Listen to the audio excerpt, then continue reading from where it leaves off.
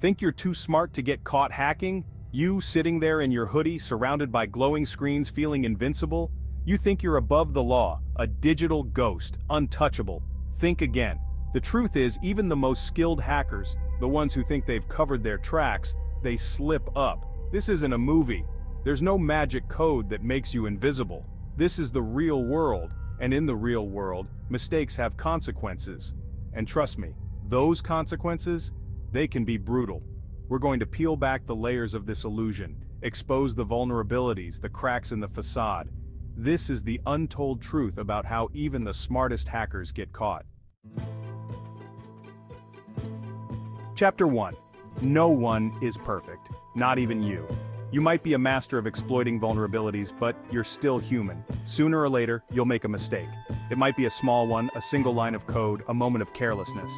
Maybe you reuse a password or you leave your session open at a coffee shop. It doesn't matter how small the mistake seems, it's all it takes.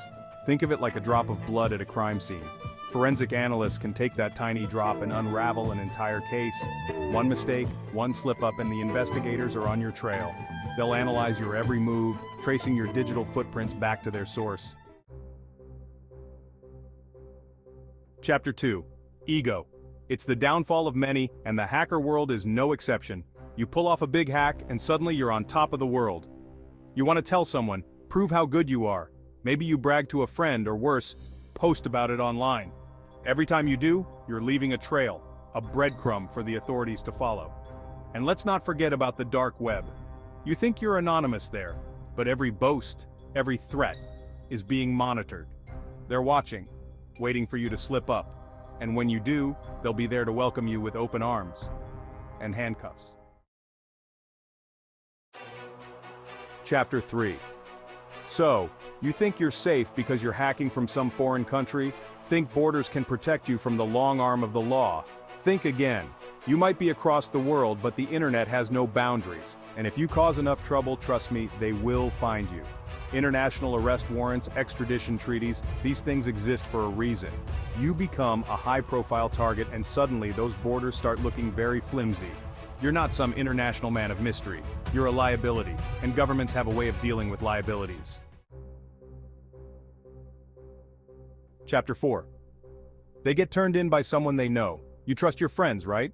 Your crew, your fellow hackers, the ones who understand you. But loyalty in the digital underground, it's a fragile thing. When the heat is on, when the feds are knocking down doors, your friends will fold like cheap lawn chairs. They'll cut deals, turn informant, anything to save their own skin.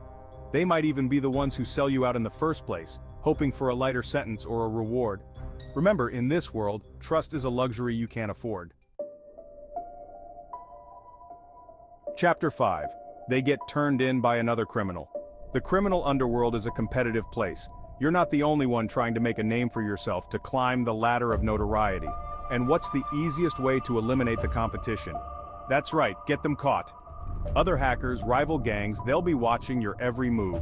They'll use your mistakes against you, feed information to the authorities, all to get ahead. It's a dog-eat-dog world out there, and you're just another piece of meat. Chapter 6. They get caught by paid informants or undercover law enforcement. You think you know who you're talking to online? Think you can spot a Fed a mile away?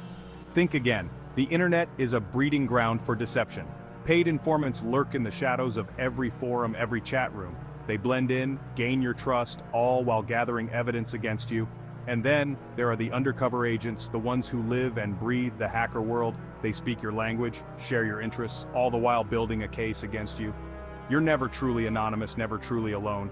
They are always watching, waiting for you to make a mistake. Chapter 7. They get greedy. Money. It's the root of all evil, and the downfall of many a hacker. You start small, a few hundred here, a few thousand there, but it's never enough, is it? You want more, and that greed makes you sloppy. You start taking bigger risks, making bolder moves. You crave the finer things in life, the things money can buy. And how do you think you'll pay for all of that? Credit cards, bank transfers, online purchases, they all leave a trail. Even Bitcoin, for all its supposed anonymity, isn't foolproof. Follow the money and you'll find the criminal. It's a lesson as old as time. Can you outsmart the system? So think you can outsmart the system? Think you're different, that these rules don't apply to you? The truth is, the best way to avoid getting caught is to leave no trace, never claim any hack, never try to get any money, and never work with or discuss it with anyone else. But let's be real, how many can actually do that? The allure of the game, the thrill of the hack, it's intoxicating. But so is the feeling of getting away with it. And that's the trap, because the moment you let your guard down, the moment you think you're invincible, that's when they'll be waiting.